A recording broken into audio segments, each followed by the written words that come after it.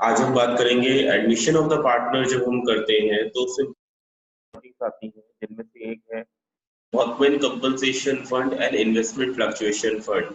Treatment of workman compensation and investment fluctuation fund. और इसमें several conditions होती हैं जिसकी वजह से बच्चे कंफ्यूज हो जाते हैं। तो आज का टॉपिक हमारा है accounting treatment of workman compensation fund and investment fluctuation fund.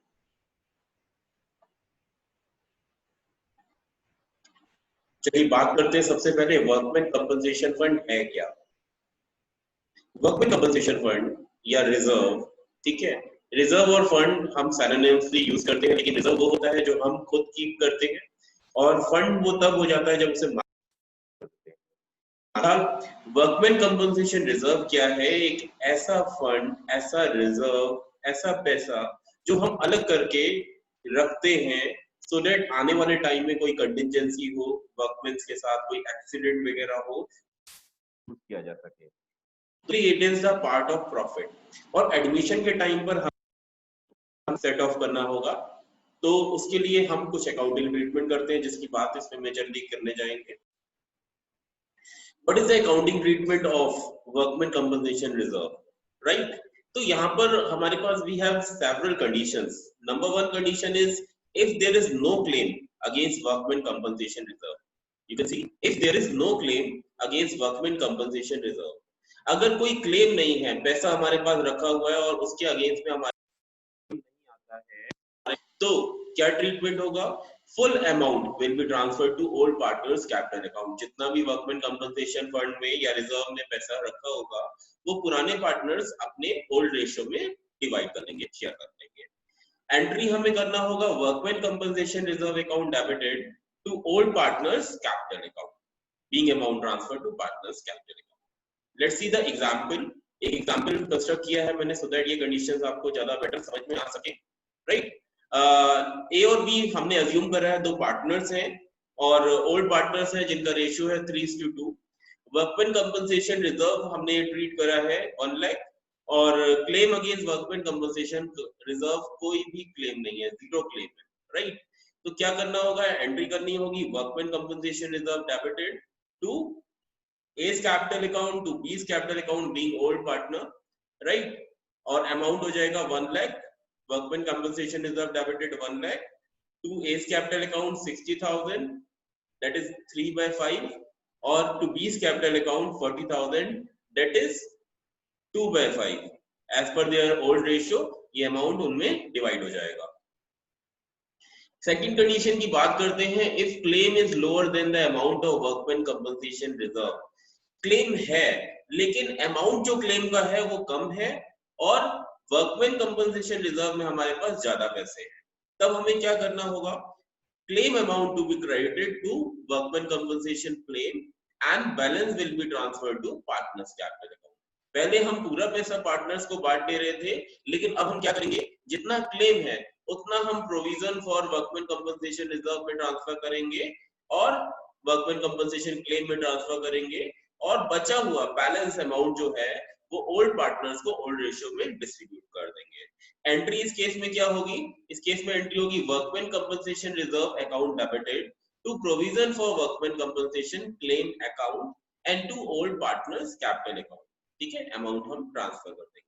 फिर से सेम एग्जांपल लेते हैं, लेकिन यहाँ पर हमने क्लेम को जीरो न करके 40,000 क्लेम रखा है। एग्जांपल है ए and B partners for 3:2 share. Workman compensation reserve 1 lakh, claim against workman compensation reserve is 40,000। तो 40,000 का क्लेम है हमारे पास, तो यहाँ पर एंट्री हो जाएगी workman compensation reserve debited 1 lakh, पूरा 1 लाख कंपनसेशन रिजर्व हम डेबिट करेंगे। Then to provision for workman compensation claim account, जितना क्लेम हमारे सामने आया 40,000 का, उस 40,000 को हम ट्रांसफर करेंगे provision for workman compensation claim account पे, एंड देन रिमेनिंग 60,000 जो है विल डिस्ट्रीब्यूट इन 3/5 और 2/5, 3:2 के रेशियो में, टू A's कैपिटल अकाउंट और to B's capital account 36,000 and 24,000 respectively, right? Next condition देखते हैं, if claim is equal to, क्या होगा अगर क्लेम उतना ही हो जाए जितना वर्कमैन कंपनसेशन रिजर्व हमारे पास है? तो उस केस में हम पार्टनर्स को कुछ भी डिस्ट्रीब्यूट नहीं कर पाएंगे और पूरा अमाउंट हमें वर्कमैन कंपनसेशन क्लेम अकाउंट में ट्रांसफर करना पड़ेगा। There entry will be workman compensation reserve debited to provision for workman compensation claim account. ठीक है, एग्जांपल ले लेते हैं, A and B are partners, 3:2 ratio है उनका, एंड वर्कमैन कंपनसेशन रिजर्व हमारे पास 1 लाख का है और क्लेम भी 1 लाख रुपीज का है, मींस इक्वल हो गए दोनों अमाउंट, राइट। तो अब हमारे पास कुछ नहीं बच रहा, एंट्री करेंगे workman compensation reserve debited 1 lakh to provision for workman compensation claim account 1 lakh. अब पार्टनर्स का कहीं कोई रोल नहीं है क्योंकि कुछ बच नहीं रहा है, अगर बचता तो हम पार्टनर्स को बांटते। ठीक है, एक और कंडीशन देखते हैं, यहां पर क्या है कि क्लेम ज्यादा है और रिजर्व कम है। If the claim is more than the amount of workman compensation, अगर क्लेम ज्यादा है और कंपनसेशन रिजर्व कम है, फिर क्या करेंगे? दो स्टेप में से करना हमें। बेसिकली सबसे पहले तो डेफिशिएंसी रही है, रिजर्व कम पड़ रहा है और क्लेम ज्यादा है, तो deficiency will be debit revaluation account, यहाँ पे हमें रीवैल्यूएशन अकाउंट को डेबिट करना पड़ेगा। एंट्री हो जाएगी workman compensation reserve debited, full amount जितना भी रिजर्व हमारे पास है उसे हम डेबिट करेंगे, जितना कम पड़ रहा है, कमी है, उसे हम करेंगे revaluation account debit to provision for workman compensation claim account. ठीक है, सेकेंडली रीवैल्यूएशन को हमने डेबिट करा है तो हमारा लॉस हो गया, तो इस लॉस को हम कंपनसेट करेंगे ओल्ड पार्टनर से। एंट्री होगी old partners capital account debited to revaluation account, old partners old ratio में इस लॉस को बियर करेंगे। हाँ, एक चीज ध्यान में देने की है कि अगर क्वेश्चन में आप ऑलरेडी कोई रीवैल्यूएशन अकाउंट बना ही रहे हैं तो ये सेपरेट एंट्री हमको नहीं करनी है। ओवरऑल रिवैल्यूएशन में जो प्रॉफिट और लॉस होता है वही डिस्ट्रीब्यूट होगा, लेकिन अगर इंडिविजुअल क्वेश्चन है तो ये सेकंड एंट्री भी आपको करनी पड़ेगी, राइट। एग्जांपल लेते हैं, A and B are partners, ratio is 3:2, workman compensation reserve 1 lakh और claim against workman compensation जो है वो 1,20,000 का है। ठीक है, क्लेम ज्यादा है और रिजर्व कम है, राइट। क्या करेंगे entry? Workman compensation reserve account debited 1 lakh, जितना रिजर्व था वो हमने डेबिट कर लिया 1 लाख रुपीस का। रिवैल्यूएशन अकाउंट डेबिटेड, जितनी कमी पड़ रही है वो रिवैल्यूएशन से लेकर आएंगे, रिवैल्यूएशन डेबिट करेंगे to provision for workman compensation claim, जितना क्लेम है वो तो हमें ट्रांसफर करना ही है, तो टोटल 1,20,000 हम कंपनसेशन क्लेम में ट्रांसफर करेंगे। ऑलराइट, और सेकंड एंट्री मैं दोबारा रिपीट कर रहा हूँ कि ये एंट्री सेकंड एंट्री हम सेपरेटली तब करेंगे जब अलग से हम रिवैल्यूएशन अकाउंट नहीं बना रहे, इंडिविजुअल केस का क्वेश्चन है। ओके, सेकेंड एंट्री हमें यहाँ करनी होगी A's capital account debited, B's capital account debited to revaluation account, क्योंकि रिवैल्यूएशन में आपको लॉस हुआ है तो वो लॉस भी आपको ओल्ड रेशियो में शेयर करना पड़ेगा। ठीक है, 12,000, 8,000 and 20,000 being revaluation loss written off. Alright, अब बात करते हैं meaning of investment fluctuation fund. Investment fluctuation fund क्या है? मार्केट में जो हम इन्वेस्टमेंट्स करते हैं सिक्योरिटीज में या शेयर्स में, बॉन्ड्स में, एक्सेट्रा में, तो इन इन्वेस्टमेंट्स की वैल्यू, जैसे मार्केट जो है वो कभी भी स्टेबल नहीं रहती है, लॉकडाउन में आप देखेंगे बहुत ज्यादा डाउन हो गई है, राइट। तो मार्केट में अप्स एंड डाउन लगे रहते हैं। अब हमारे इन्वेस्टमेंट्स की वैल्यू हमारे बैलेंस शीट को बहुत ज्यादा इफेक्ट ना करे, इसके लिए हम एक इन्वेस्टमेंट फ्लक्चुएशन रिजर्व बना लेते हैं। This is also amount set aside from the profits, हमारे प्रॉफिट्स में से एक अमाउंट हम सेट असाइड करते हैं, ठीक है, और उसको केवल यूज किया जाता है इन्वेस्टमेंट के अप्स एंड डाउन को कंट्रोल करने में, बेसिकली डाउन को कंट्रोल करने में, right. That is investment fluctuation reserve. अब इसका अकाउंटिंग ट्रीटमेंट कैसे करेंगे? Accounting treatment of investment fluctuation reserve when market value और book value of investment is same. ठीक है, फर्स्ट कंडीशन, यहाँ पर भी सेवरल कंडीशंस हमारे पास है। पहली कंडीशन है मार्केट वैल्यू और book value. Market value, market में हमारे इन्वेस्टमेंट की क्या वैल्यू चल रही है, and book value, balance sheet में उसकी वैल्यू क्या है, राइट। तो जब हम कंपेयर कर रहे हैं मार्केट वैल्यू और बुक वैल्यू को, we find that market value and book value are same, मतलब कोई भी चेंज नहीं है, किसी तरह का फॉल इन मार्केट वैल्यू नहीं है, किसी तरह का अप इन मार्केट वैल्यू नहीं है, राइट। क्या करना होगा इस केस में? Full amount credited to partners capital account, पूरा अमाउंट हम पार्टनर्स कैपिटल अकाउंट में क्रेडिट कर देंगे। Investment fluctuation reserve debited to old partners capital account, ठीक है। ओल्ड पार्टनर्स को ओल्ड रेशियो में इस अमाउंट को बांट दिया जाएगा, राइट। एग्जाम्पल ले लेते हैं, A and B are partners, 3:2 their share. IFR short form use करी है इन्वेस्टमेंट फ्लक्चुएशन रिजर्व के लिए, that is rupees 1 lakh, and market value of investment is 2 lakh and book value of investment is also 2 lakh. Market value भी 2 लाख रुपए है और book value भी 2 लाख रुपए है, मतलब नहीं आया। इन दैट केस अगर एडमिशन ऑफ द पार्टनर हो रहा है तो हम क्या करेंगे, इन्वेस्टमेंट फ्लक्चुएशन रिजर्व के नाम से जो पैसा हमारे पास है उसे ओल्ड पार्टनर्स से ए और बी को हम ओल्ड रेशियो में, एंट्री देख लीजिए, investment fluctuation reserve debited 1 lakh to A's capital account to B's capital, 3:2 के रेशियो में आपने 60 और 40 अमाउंट डिस्ट्रीब्यूट कर दिया। सेकंड कंडीशन देखते हैं, when market value of investment is less then book value. अगर मार्केट वैल्यू कम है और बुक वैल्यू ज्यादा है, इस केस में भी हमारे पास दो सिम्टम्स आते हैं, राइट, तीन बेसिकली, दो भी नहीं तीन, right. Fall in value is less than the investment fluctuation reserve. Market value कम आ रही है, बुक वैल्यू ज्यादा है, मतलब इन्वेस्टमेंट की वैल्यू फॉल हुई है।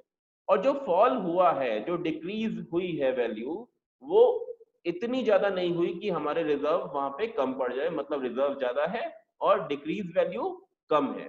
तो हम क्या करेंगे, सबसे पहले तो डिफरेंस निकालेंगे बुक वैल्यू और मार्केट वैल्यू का, राइट। इन्वेस्टमेंट फ्लक्चुएशन रिजर्व पूरे अमाउंट से हम डेबिट कर देंगे, investment fluctuation reserve account debited to investment account, जितना फॉल हुआ है वो हम इन्वेस्टमेंट अकाउंट में ट्रांसफर कर देंगे और रिमेनिंग वैल्यू को हम to old partners capital account distribute कर देंगे। Let's see the example, A and B are partners sharing profit in 3:2। IFR 1 lakh rupees, market value of investment 1,80,000, book value of investment 2 lakh।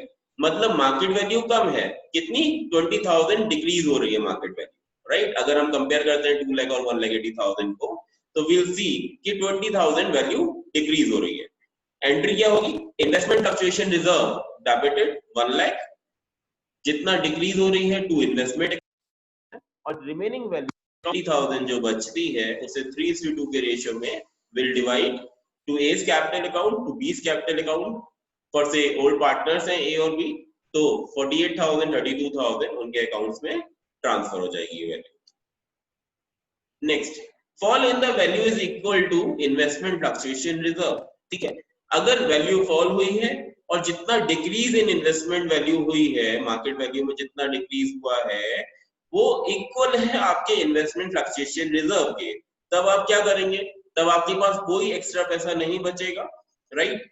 जितना reserve है वो केवल investment की value को ही stable करने के काम आएगा, राइट। तो पार्टनर्स को कुछ भी नहीं मिलेगा, एंट्री होगी investment fluctuation reserve debited to investment account.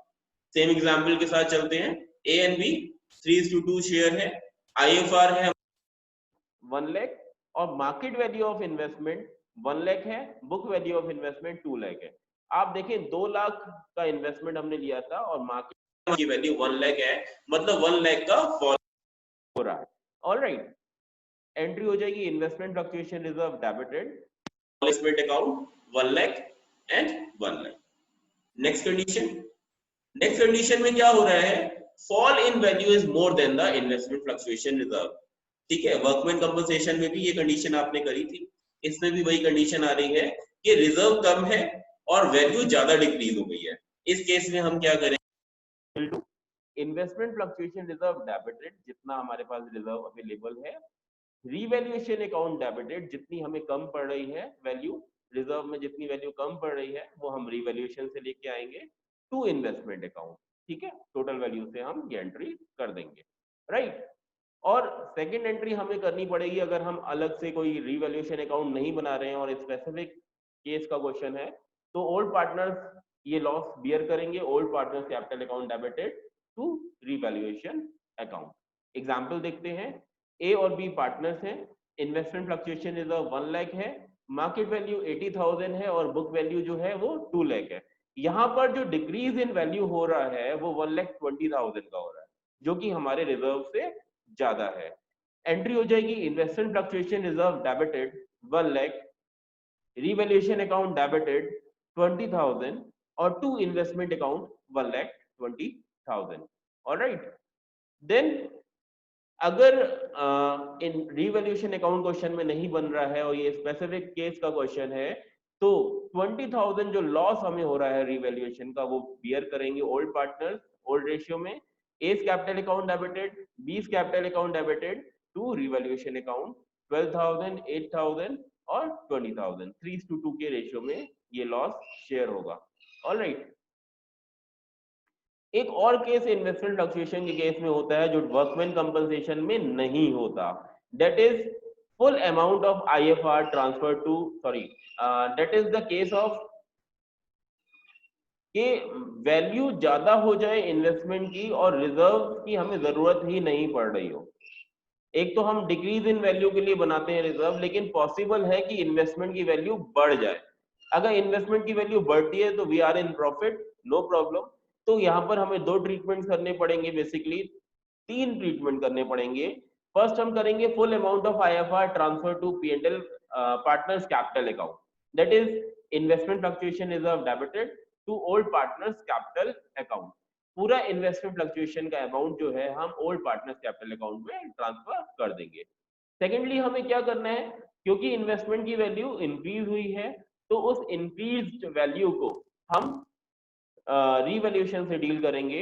Will do investment account debited to revaluation account.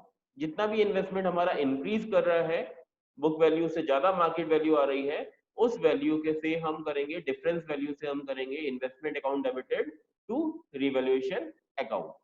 और जो प्रॉफिट हमारा हो रहा है, अगेन आई विल से कि अगर रीवैल्यूएशन अकाउंट बन रहा है तो ये चीज रीवैल्यूएशन अकाउंट में ही चली जाएगी। और अगर ये स्पेसिफिक क्वेश्चन है तो एक और एंट्री हमें करनी पड़ेगी क्योंकि यहाँ फायदा हुआ है। ठीक है, तो revaluation account debited to old partners capital account, investment में वैल्यू इंक्रीज का जितना भी बेनिफिट है वो ओल्ड पार्टनर्स कैपिटल अकाउंट में ट्रांसफर किया जाएगा in their old ratio. Let's see the example. A and B are partners for 3:2 share. IFR 1 lakh, market value of investment 2,20,000 and book value of investment 2 lakh। देख सकते हैं कि book value 2 lakh रुपए है और मार्केट में जो इन्वेस्टमेंट्स की वैल्यू है वो 2,20,000 रुपए है, 2,20,000। तो 20,000 का यहाँ पे हमें बेनिफिट हो रहा है। एंट्रीज पास करेंगे, पहले तो पूरा इन्वेस्टमेंट फ्लक्चुएशन रिजर्व हम ट्रांसफर कर देंगे ए और बी को जो ओल्ड पार्टनर्स हैं। Investment fluctuation reserve debited 1 lakh to A's capital account to B's capital account 60 और 40 हमने अमाउंट ट्रांसफर कर दिया। Then investment account debited to revaluation account 20,000 का हमें फायदा हो रहा था, उसके लिए हमने इन्वेस्टमेंट अकाउंट को डेबिट करा 20,000 से और रिवैल्यूएशन अकाउंट को क्रेडिट करा 20,000 से। अब क्योंकि रिवैल्यूएशन अकाउंट में 20,000 का प्रॉफिट है, इस प्रॉफिट को शेयर किया जाएगा ए और बी के through. Revaluation account debited to A's capital account to B's capital account, A's capital account 12,000, B's capital account 8,000, total 20,000 A और B will distribute in 3:2 ratio, that is their old ratio। ठीक है, तो these were the treatment of workman compensation and investment fluctuation reserve, right। और भी बहुत सारी workings हैं, लेकिन एडमिशन का क्वेश्चन एक बड़ा क्वेश्चन एग्जाम में आता है। अगर ये वर्किंग आपकी क्लियर नहीं होगी तो this question doing this question will be very tough, right. तो आई होप कि आपको चीजें समझ में आएंगी। नेक्स्ट क्लास में हम डिस्कस करेंगे रिवैल्यूएशन अकाउंट को। ठीक है, for then thank you so much.